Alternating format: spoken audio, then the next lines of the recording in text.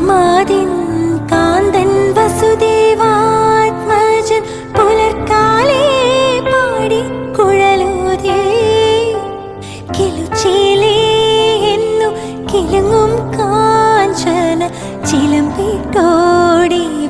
കണി കാണാൻ.